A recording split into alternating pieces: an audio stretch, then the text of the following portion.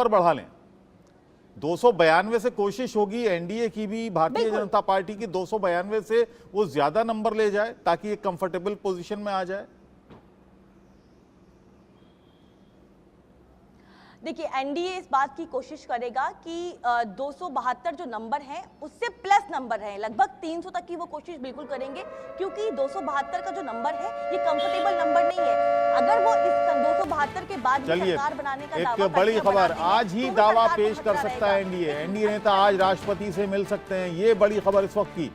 आज ही दावा पेश कर सकते हैं एनडीए के नेता सरकार बनाने के लिए। अभी 4 बजे मीटिंग शुरू हो चुकी है और इसके बाद ही दावा पेश किया जा सकता है।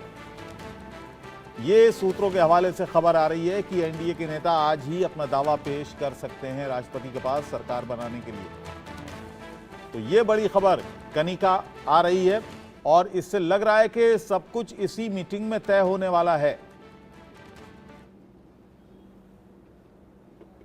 देखिए, बिल्कुल साफ तौर पे जो एनडीए की ओर से दावा किया जा रहा है वो अपने आप में बड़ा दावा है। सरकार बनाने का दावा जो है वो आज ही पेश किया जाएगा बैठक के बाद। ये अपने आप में बड़ी जानकारी है, यानी कि प्रधानमंत्री नरेंद्र मोदी ने रोड मैप तैयार कर लिया है। एनडीए की मीटिंग जैसी खत्म होगी उसके बाद ये स्पष्ट हो जाएगा कि अब एनडीए की जो बहुमत है, जो उनके पास नंबर है, उसके बाद राष्ट्रपति से कब टाइम मांगा जाएगा और राष्ट्रपति जब उनको बुलाएंगी तो वो नंबर उनको पेश करना होगा, उस नंबर को साबित करना होगा। लेकिन एनडीए कहीं ना कहीं अगर बात करें तो बिल्कुल जल्द से जल्द तैयारी में लगा हुआ है। और जो आपने बताया कि जिस तरह से सरकार बनाने का दावा जो है बैठक के बाद ही तुरंत फौरन तैयारी की जा रही है, तो ये भी अपने आप में एक बड़ी तैयारी है एनडीए की ओर से। हालांकि अभी तो इंडिया अलायंस की बैठक शुरू भी नहीं हुई और एनडीए ने पहले से प्लानिंग कर ली है कि बैठक के बाद तुरंत सरकार बनाने का दावा किया जाएगा, यानी कि कहीं ना कहीं कुछ ऐसे राजनीतिक दल जो है वो एनडीए के संपर्क में होंगे। हालांकि जो अभी एनडीए की बैठक में लोग पहुंचे हैं वो एक फाइन नंबर पे एनडीए ऑलरेडी है, 272 का आंकड़ा उनके पास है। वो अभी भी जो है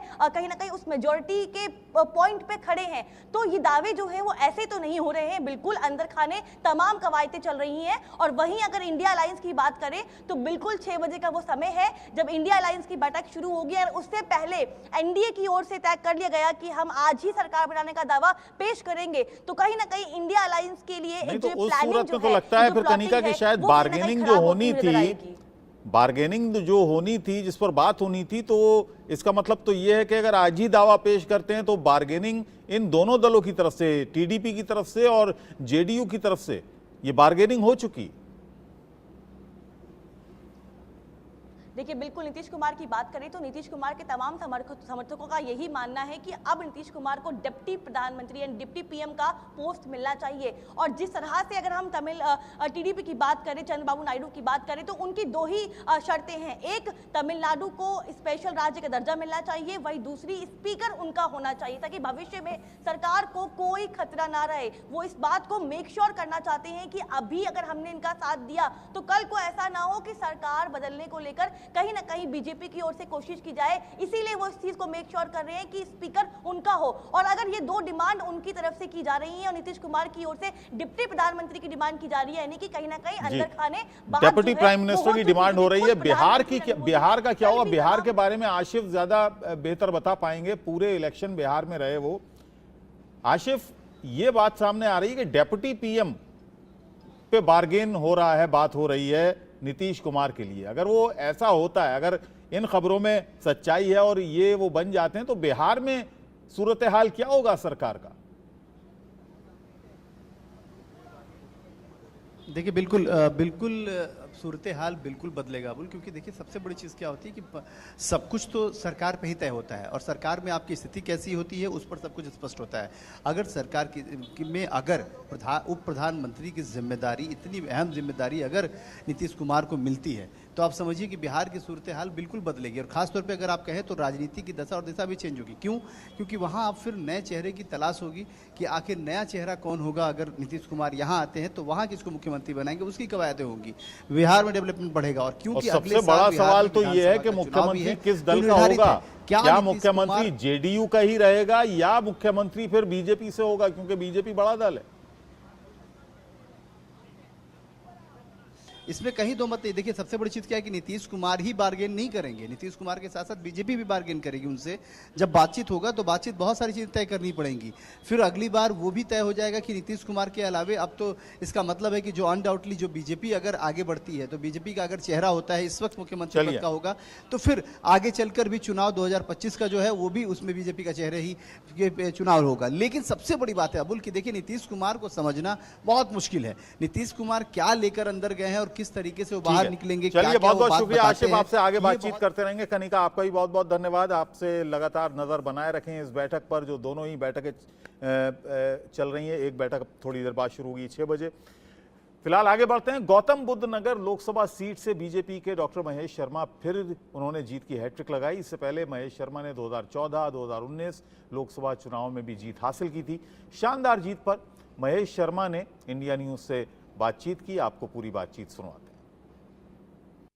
सेक्टर 27 कैलाश हॉस्पिटल मेरे पीछे देख सकते हैं किस तरीके से जो डॉक्टर महेश शर्मा है, बीजेपी के जो प्रत्याशी थे, जो 5.5 लाख वोटों से विजय हुए, और उनके देखिए किस तरीके से जो प्रशंसक है और जो उनके कार्यकर्ता हैं उनको लगातार बधाई दे रहे हैं। और सुबह से ही लगातार तमाम जो लोग हैं, पूरे जनपद के लोग हैं, इनके पास आ रहे हैं और बधाई दे रहे हैं। आपको बता दें कि डॉक्टर महेश शर्मा ने 5.5 लाख वोटों से विजय किया है, जो कि उत्तर प्रदेश में पहला है और पूरे देश में बोला जाए तो ये चौथे और 5वें नंबर पर है। देखें तस्वीरें किस तरीके से जो लोग हैं बधाई दे रहे हैं, फूलों का गुलदस्ता दे रहे हैं, मिठाई खिलाकर उनका स्वागत कर रहे हैं। ये जीत इसलिए बड़ी है क्योंकि लगातार हम देख रहे थे जनपद गौतम बुद्ध नगर में यहाँ विरोध भी था, मगर विरोध के बावजूद भी 5.5 लाख वोटों से जीतना अपने आप में भी एक बहुत बड़ी बात होती है। और लगातार ये देख रहे हैं किस तरीके से पिछले सुबह से ही लगातार जो बधाई है उसका तांता लगा हुआ है। चाहे महिलाओं की बात करें, पुरुषों की बात करें, किसान की बात करें, हर वर्ग का आदमी यहाँ आ रहा है और कहीं ना कहीं लोगों को बधाई दे रहा है। सांसद जी, पहले तो बहुत ज़्यादा बधाई, ऐतिहासिक जीत हुई आपके 5.5 लाख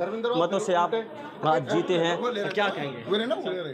आपका फोटो कैमरा से 5.5 लाख मतों से आप जीते। भैया मैं समझता हूँ, मैं अपने ऐतिहासिक जीत है। मैं अपने क्षेत्र की जनता का धन्यवाद देता हूँ कि मैं हमारे यशस्वी प्रधानमंत्री नरेंद्र मोदी जी के नीतियों के प्रति, उनके संकल्पों के प्रति विश्वास जताया।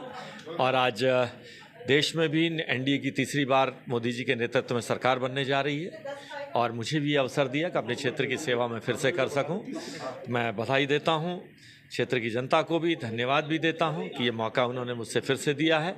अपने क्षेत्र के जो बचे हुए काम हैं, चाहे वो बिल्डर बायर की समस्या हो, चाहे किसानों की आबादी की समस्या हो, या पर्यावरण की समस्या हो, या ट्रैफिक जाम की समस्या हो, इन सभी समस्याओं का हम निवारण करेंगे आने वाले समय में और विकास के मार्ग पर नोएडा, ग्रेटर नोएडा, गौतम बुद्ध नगर को ऊंचाइयों तक ले जाएंगे। क्योंकि 2014 से बात करें, 2019 की बात करें, सब में लाभ